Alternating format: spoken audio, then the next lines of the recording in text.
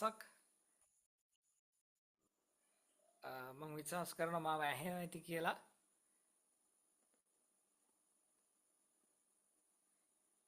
හොඳයි අපි নমස්කාරය පිළිබඳව යම් කෙටි අධ්‍යයනයකට අපි යන්නට යනවා මේ රාත්‍රියේදී විශේෂයෙන්ම අපිට තිබෙන කාල සීමාවත් එක්ක নমස්කාරය කිව්වම විශාල මාතෘකාවක් ඒක කතා කරන්න පුළුවන් විශාල වූ මාතෘකාවක්. ඉතින් নমස්කාරය පිළිබඳව අපි යම් කෙටි අධ්‍යයනයකට ගමන් කරන්නට යනවා. ඔබට පහසුවක් පිණිස මම අපේ WhatsApp group එකට ඒ අධ්‍යයනය පිළිබඳව යම් කෙටි සටහනක් දාලා තිබෙනවා. ඔබට බලන්නටත් පුළුවන්. নমස්කාරය පිළිබඳව අපි කතා කරපුවාම අපි හැමෝම নমස්කාර කරන අය හැටියට අපි සමහර විට මේ කාරණා දන්න අය වෙන්නත් පුළුවන්, නොදන්නවා වෙන්නත් පුළුවන්. নমස්කාරය පිළිබඳව අපිට බයිබලයේ මුලින්ම සඳහන් වෙන ස්ථානය තමයි උත්පත්ති පොතේ 22 වෙනි පරිච්ඡේදය.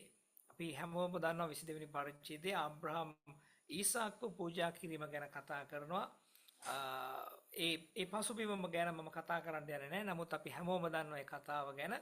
22 වෙනි පරිච්ඡේදයේ 5 වෙනි පදේ කතා කරනවා පූජාව සම්බන්ධවම කතා කරමින් ආබ්‍රහම් ඊසාක්ව පූජා කරන්නම්. එහෙම නැත්නම් මේ নমස්කාර කොට නැවත ඒ ස්ථානයට පැමිණෙන්නම් කියන ගැන කතා කරනවා. নমස්කාරය කියන වචනය ප්‍රථම වතාවට බයිබලයේ සඳහන් වෙන්නේ උත්පත්ති 22 5 වෙනි පදේ. ඉතින් අපි ඒක දකිනවා ආබ්‍රහම්ගේ කීකරුකම ගැන. ආබ්‍රහම් දෙවියන් වහන්සේට තිබුණා වූ ගෞරවය ගැන, ආබ්‍රහම් දෙවියන් වහන්සේට තිබුණා වූ කීකරුකම නිසා අපි දකිනවා 22 වෙනි පරිච්ඡේදයේ 18 වෙනි පදේ කීකරුකම නිසා, කීකරු වූ නිසා ආශිර්වාදය ලබන්නට ඔහුට හැකියාව ලැබුණා. ඉතින් දෙවියන් වහන්සේ තෝරගත්ත කෙනා අපි දන්නවා নমස්කාරය කියන තැනේදී කොයිතරම් කීකරු විය යුතුද කියන කාරණය, নমස්කාරයට කොයිතරම් කැපකිරීමක් කළ යුතුද කියන එක අපි පැහැදිලිවම අපිට ඒ බයිබල් කොටස තුලින් දකින්නට ලැබෙනවා. ආබ්‍රහම් කලේ ඊසාක්ව පූජා කිරීම කරන්නට ඔහු ඒ කීකරු වූ නිසාම ඒ ආශිර්වාදය ඔහුට හිමි වුණා. ඉතින් එතන තමයි নমස්කාරය පිළිබඳව ප්‍රථම වතාවට සඳහන් කරනු ලබන්නේ. මම තව ඉස්සරහට ගියොත් එහෙම নমස්කාරය නැත්නම් අපි සාමාන්‍යයෙන් කතා කරන ඉංග්‍රීසි වචනේ තමයි worship කියන වචනය. worship කියන එක worship සහ worship කියන විදිහට ඒ වචනය කැඩී බිදී ගිහිලා worship කියන වචනය හැදෙනවා. එහෙම නැත්නම් নমස්කාරය කියන ඉංග්‍රීසි වචනේ හැදෙනවා. මේක ඇවිල්ලා උතුරු යුරෝපයේ පුරාණ මනුෂ්‍ය වර්ගයක් කතා කළා වූ වචනයක්. ඒක ඇන්ග්ලෝ සැක්සන් වචනයක්. ඉතින් নমස්කාරය එහෙම නැත්නම් worship කියන එක අපිට මේ විදිහට සඳහන් කරන්නට පුළුවන්. ඒකේ ප්‍රධානම තේරුම තමයි වටිනාකම. එහෙම නැත්නම් වටිනාභාවය කියන එක. වටිනාකමක්. ඒ කියන්නේ අපි සාමාන්‍ය වටිනාකමක් තියෙන දෙයකට අපි මොනවද කරන්නේ? අපි ඒකට ගෞරව කරනවා. එහෙම නැත්නම් ඒ වටිනාකමට අපි වැඩිපුර සැලකිල්ලක් දක්වනවා. ඒ වටිනාකමක්, වටිනාභාවයක් කියන අදහස් තමයි මේ worship කියන වචනයෙන් හැදිලා එන්නේ. ඉතින් අපි තවදුරටත් බලුවොත් එහෙම දෙවියන් වහන්සේගේ වටිනාකම තේරුම් අරගෙන උන්වහන්සේට හිමි ගෞරවය දීම අපිට කෙටියෙන් নমස්කාරය කියන දේ අපිට හඳුන්වන්නට පුළුවන්.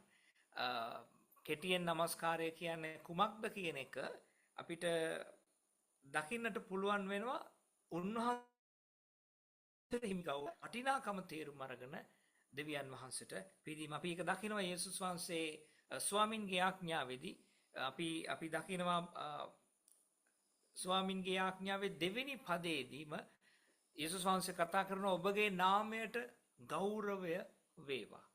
ඔබගේ නාමයට ගෞරව වේවා. ඉතින් එතන යේසුස් වහන්සේ කතා කරන්නේ දෙවියන් වහන්සේට ගෞරවයක්, දෙවියන් වහන්සේට වටිනාකමක්, දෙවියන් වහන්සේට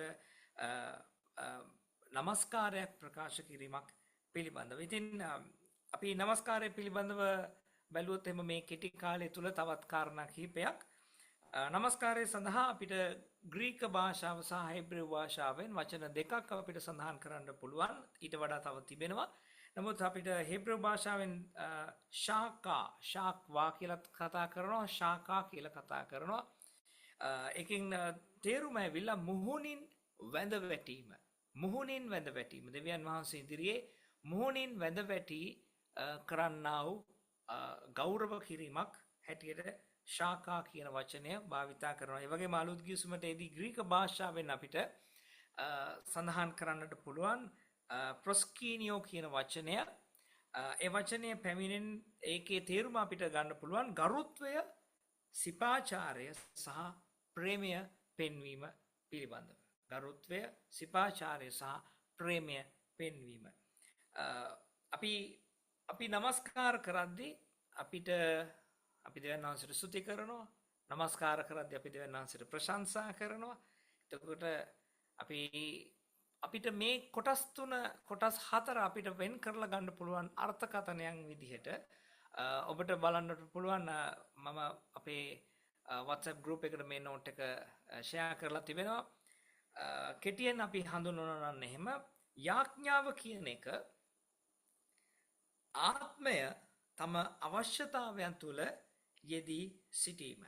ආත්මය තමාගේම අවශ්‍යතාවයන් තුළ යෙදී සිටීම යාඥාව කියලා අපිට හඳුන්වන්න පුළුවන්.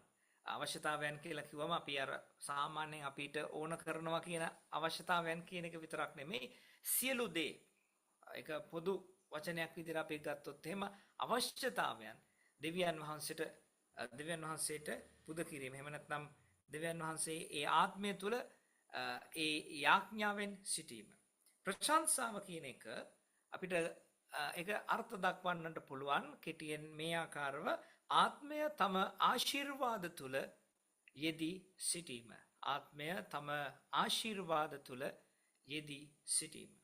නමස්කාරය අපිට මේ විදිහට දක්වන්නට පුළුවන් කෙනෙකු තම ආත්මය තුළින් දෙවියන් වහන්සේගේ ආත්මය තුළ එහෙම නැත්නම් දෙවියන් වහන්සේ තුළම යෙදී සිටීම.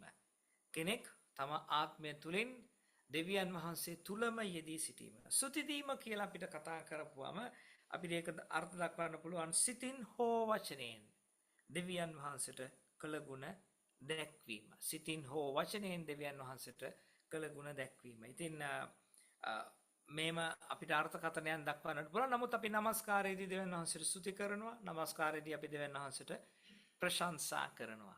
අපේ අර හේබ්‍රෙව් පොතේ කතා කරන ආකාරයට තොල්වල පළවන ප්‍රශංසාව නැමැති පූජාව අපි දෙවියන් වහන්සේට නමස්කාරයේදී පුද කරනවා. නමස්කාරය කියන එක අපි හැමෝම දන්න දෙයක් තමයි. ඒක අපේ ජීවිත රටාව කියන එක. නමස්කාරය worship is lifestyle කියලා කතා කරනවා. අපේ ජීවිතය නමස්කාරයක්. එහෙම නැත්නම් නමස්කාරය විලා එක කාලයකට එම වෙලාවකට සීමා වෙච්ච දෙයක් නෙමෙයි. ඒක නමස්කාරය අපේ සභාවේදී කරන ඉරුදින නමස්කාරය වෙලාවට විතරක් සිදු වෙන දෙයක් නෙමෙයි. නමස්කාරය විලා ජීවිත රටාවට සිදු වෙන දෙයක්. ඉතින් අවසාන වශයෙන් මම කාරණා හතරක් ඔබ සමග බෙදා ගන්නට යනවා. මේ බයිබල් පද ඔබට පසුව බලන්නට පුළුවන්. නමුත් අපි මේ කාලය නිසා අපි මේ සීළු බයිබල් පද බලන්නට යන්නේ නැහැ. නමස්කාරය පිළිබඳව බයිබලීය ප්‍රතිපත්තීන් හතරක් මම ඉතාමත් කෙටියෙන් ඔබ සමග බෙදා ගන්නම්. නමස්කාරය ලබන්නට සුදුසු දෙවියන් වහන්සේම පමණයි. මම විශ්වාස කරනවා ඔබ හැම කෙනෙක්ම ආමෙන් කියයි කියලා. නමස්කාරය ලබන්නට සුදුසු දෙවියන් වහන්සේම පමණයි, වෙන කිසිම කෙනෙකු නොවේ. නමස්කාර කරන කෙනාවවත් එහෙමත් නැත්නම් වෙනත් කෙනෙකුවත් නෙමෙයි. නමස්කාරය ලබන්නට සුදුසු දෙවියන් වහන්සේම පමණයි. නිග්මයාම 20 ඉඳලා කතා කරනවා. ඒ වගේම යොෂුවා 24 කතා කරනවා. ද්විතීය කතාව 32 කතා කරනවා. නමස්කාරය ලබන්නට සුදුසු දෙවියන් වහන්සේම පමණයි. දෙවෙනි එක නමස්කාරය සීමාවන්, වේලාවන්, අවකාශයන් ඉක්මවා යන දෙයක්. නමස්කාරය සීමාවන්, වේලාවන් සහ අවකාශයන් ඉක්මවා යන දෙයක්. යෙසායා 6 වෙනි පරිච්ඡේදයේ 1 සිට 4ත්, එලිදරව් 4:8, යොහාන් 4:24 අපි දාන්න බයිබල් පද තිබෙනවා. නමස්කාරය සීමාවන් ඉක්මවා යන දෙයක්. තුන්වෙනි කාරණය නමස්කාරය කිතුණු ජීවිතයට වේගවත් ජයග්‍රහණ ලබා දෙන දෙයක්. නමස්කාරය කිතුණු ජීවිතයට වේගවත් වූ ජයග්‍රහණයන් ලබා දෙන දෙයක්. ඒක ගීතාවලිය 128 වෙනි පරිච්ඡේදයේ 1 සිට 6 ඒ වගේම 84 7 වෙනි පදේ අවසාන වශයෙන් අපි බැලුවොත් එහෙම නමස්කාරය දේව දරුවන්ගේ සියලු ක්‍රියාවන් හා ජීවිතය සමග එකට බැඳී තිබෙනවා.